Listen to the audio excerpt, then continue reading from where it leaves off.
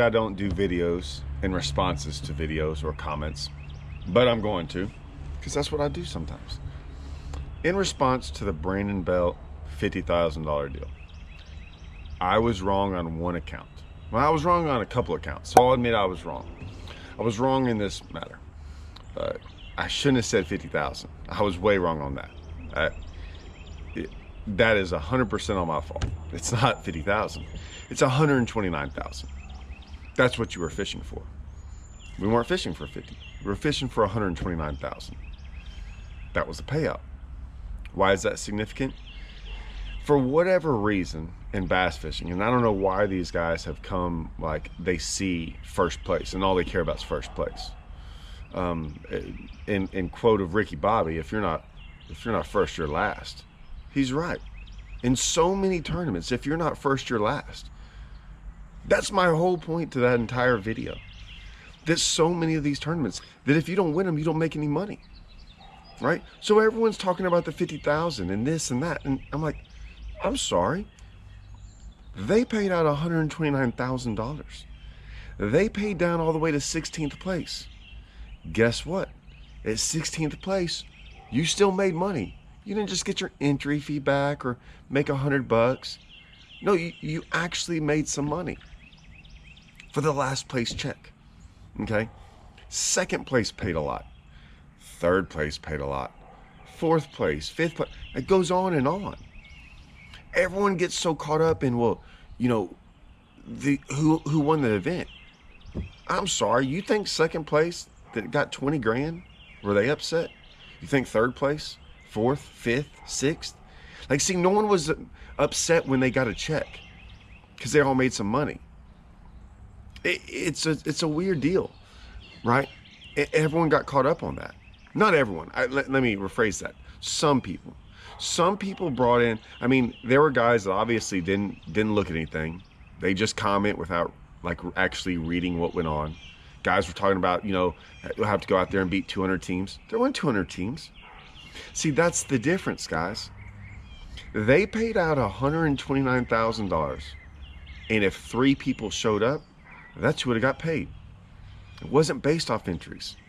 If the entries had gone up, they would have paid more. But it doesn't matter. One guy commenting is like, this is a bad business plan. So what? Right now it's not. It might be for them. You don't know what they're going to do. And I'll get into that in a second. But you don't know what they're going to do. You don't know but for right now, it's the best fishing thing and it's the best bang for your buck.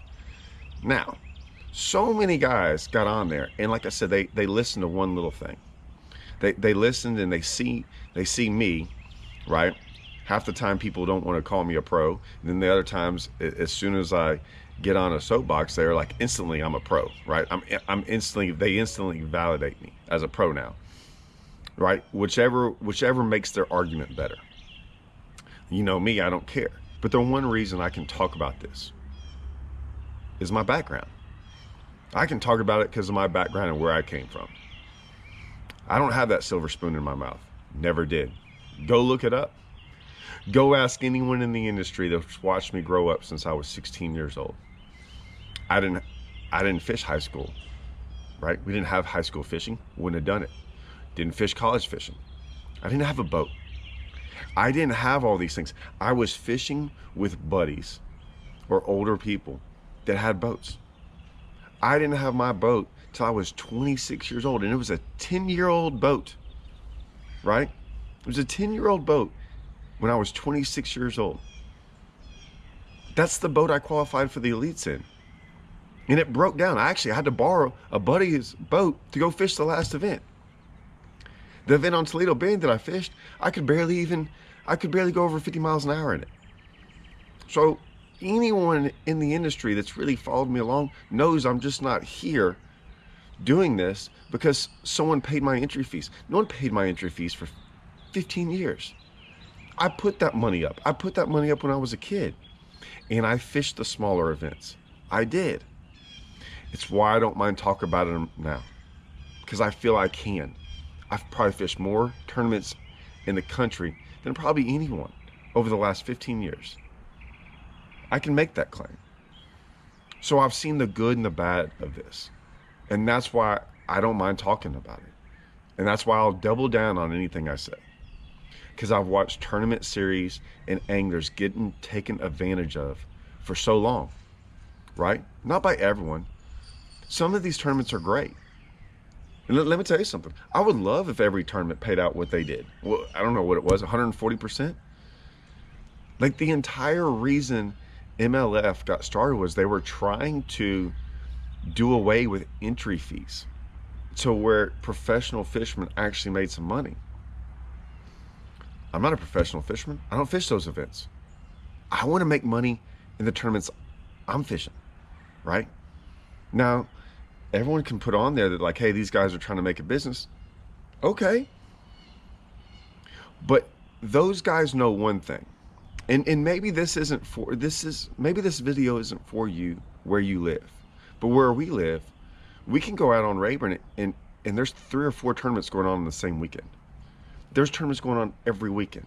There's tournaments going on all these lakes. Like all these lakes just have events. Do you think these people are just putting on these events to be nice? You think they're putting them on so we can just do all this just for fun? No, they're making a profit.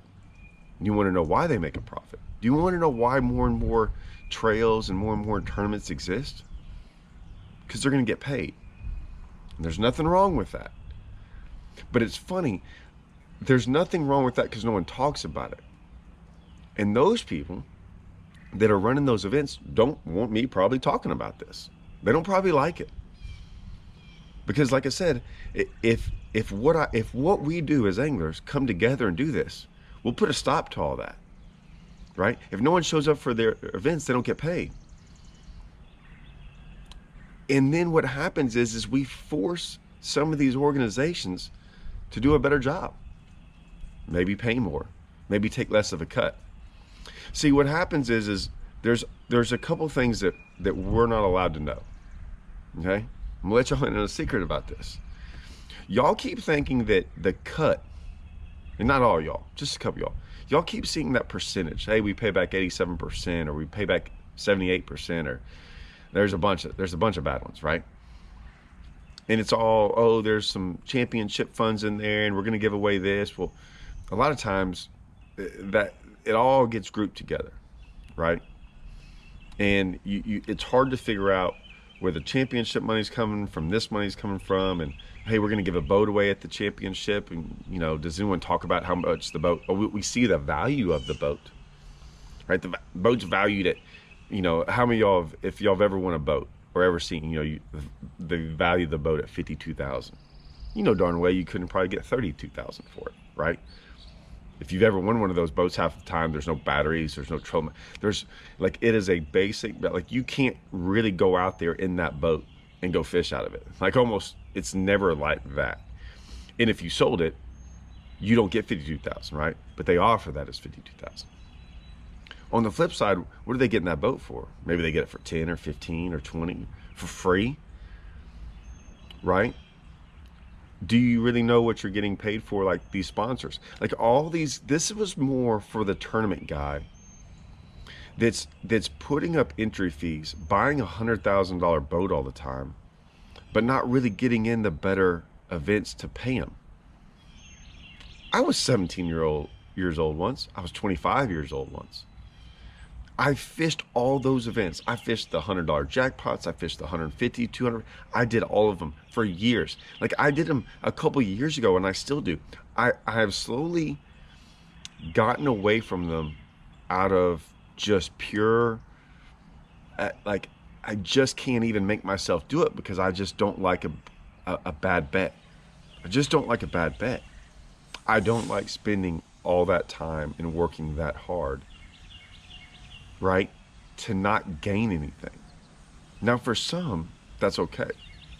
And you can do all that. And there was nothing wrong with that. Like I did it when I was younger, and I would probably still go do it again if I had to, right? This isn't for those guys. There's nothing wrong with fishing club events. I didn't fish club events, but I fished club-like events. I fished Sunday mornings and Thursdays. I can go on and on. Everyone knows. Everyone knows around here that's followed me along knows I fished those events. And there's nothing wrong with them.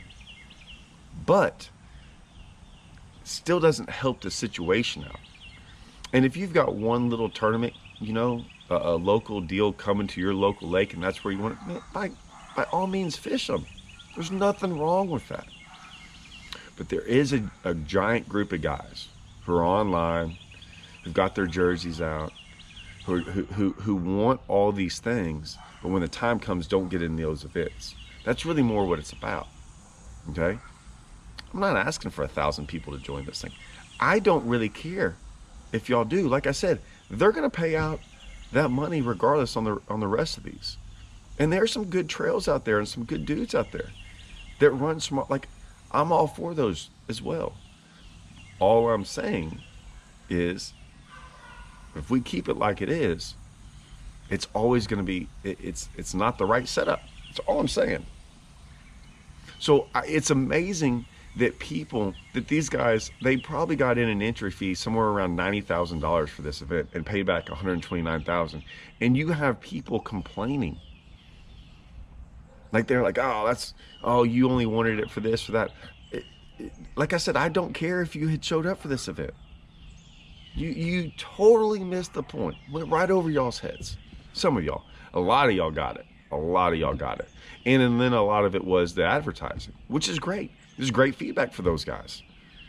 Those guys, now, like, they're going to probably watch this and get a chance to see the feedback. Then there were some other guys that talked about who was in the event. Man, it's funny too, because like, if you look at those weights of that event, it took 41 pounds to win it over 2 days on a lake that normally takes 25 to 35 pounds to win an actual regular event. Like, we've had Bass Champs there and TXTTs there and things like that, and it's always like 25 to 30 something pounds, right? 40 pounds, 41 pounds, that kind of seems doable for most. Like, in all reality, it was way easier to win a 2-day event than a 1-day event. The 1-day event, it would have taken 27 pounds, right? But then those guys, like, I know Ben Matsubu and them, they fell off. A lot of the guys, a lot of the locals too, didn't do as well as the guys. Most of the guys in that top weren't locals. Most of them, like me, I hadn't fished that lake in 5 or 6 years. And so it's just amazes to me. But here's the thing. When you look at local events, and this is what always surprises me, is they still try to say, well, look, I'm only putting up this much and I'm not risking that much. If you look at our local events on Rayburn or Toledo, like, look at these weights that win. I'm going to call him out, man, because I like the dude. Danny Isles. They fished an event this year. Those guys are studs. I'm glad they're not in this so far. They weighed in 41 pounds at Rayburn in a local event. Right?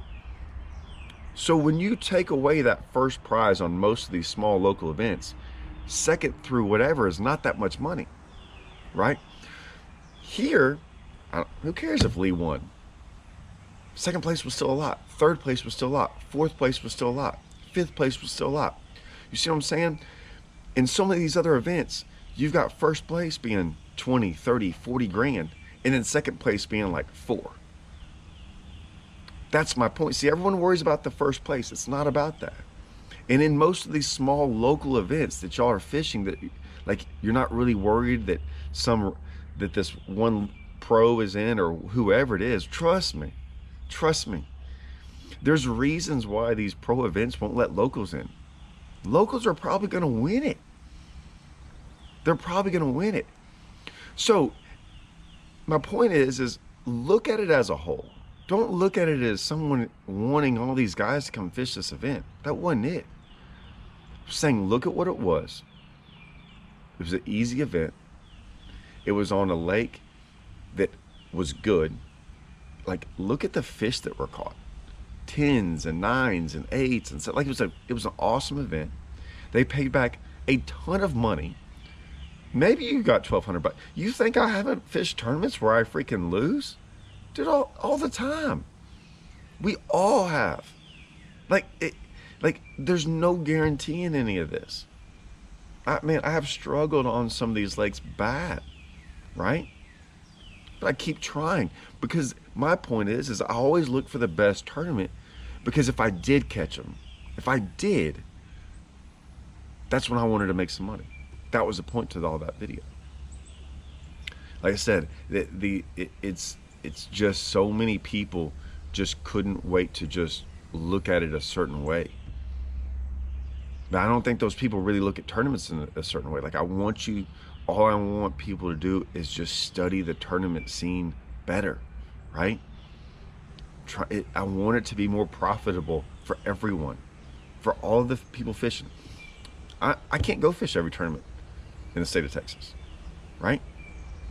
So I want you guys over in Central Texas and North Texas and all these in all the lakes around where y'all live, if y'all aren't even in Texas, like, look at it and study it and go try to figure out what's best for you and what makes more sense. Support the trails that are trying to do, not just make a buck, but actually trying to pay out some, and dig down deep into it. Look at it.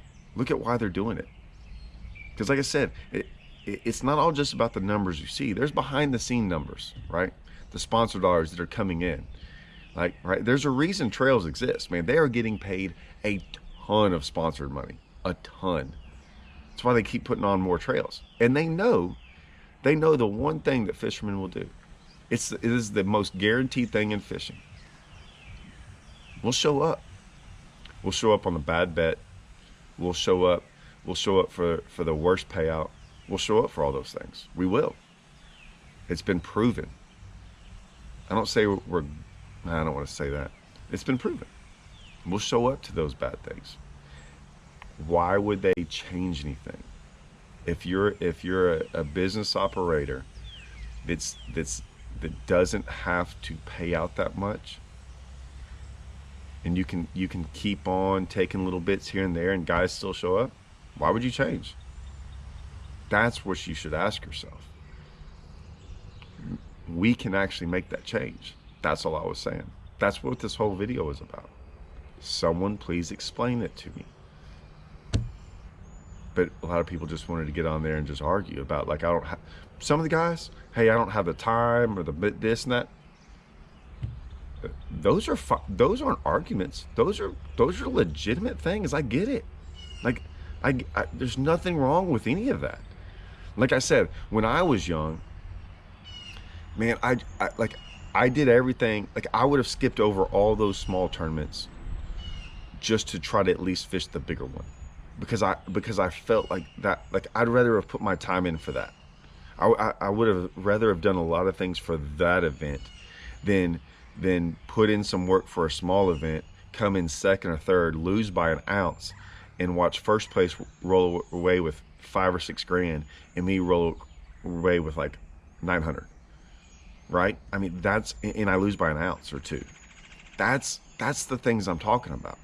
To where here, there's not so many bad beats, right? There's not so many, like, oh, I missed it by one little ounce and I gave away, almost the entire pot. And it's crazy too, because guys still worry about first place. I don't really look at first place. You're not going to come in first place that much. I don't look at the bottom check either. But I look at that mid-range, like, okay, well, I hope to do good in this event. What's that mid-range going to pay me? Because that's where you're going to fall most of the time, right? If you're going to get a check, you're going to fall in that mid-range. You're not going to finish first and second a bunch, And if you get the last place check, hey, you're kind of happy you just got anything. But where are you going to fall in that mid-range? Because that's how you're going. That's worth it. You did really good in the event. You should get paid for doing really well in the event. That's what the video was over. Like I said, some people got it, some didn't. I hope it helped. And like I said, I want to apologize for that. I want to apologize for those guys going out there and giving away an extra $30,000 or $40,000, right? And that's for the first event. Who knows what it's going to be like come championship time when they're giving away all that. Guaranteed already. It's already guaranteed. It's amazing that argument was, that I had to make that argument, or that I had to do this video. Once again, there'll be still people that won't watch the whole video and won't realize it's not about, I didn't, not everyone can make these, right? If it was me though, if I was on that lake or within 50, 60 miles of Ray Roberts and I had seen this coming, I had seen like, okay, here it is. They're gonna come to my lake. I'm gonna have very few chances to fish for that much money, right? Maybe I should like try to spend some time, save up a little bit, and see what could happen. A little bit different story when you're coming from 8 hours away. I'm not asking for the guys that come from 8 hours away. There's a lot of guys that fish that lake that weren't there. A lot of guys that want these bigger trails to come and all these things, and then when one comes, they don't show up, right? That's not for these other guys that like can't do it for certain reasons. That's different. There's guys that could and just chose not to, right? That's the bad one. That's what hurt. That's what hurt those things, right? Anyways, all right, we out.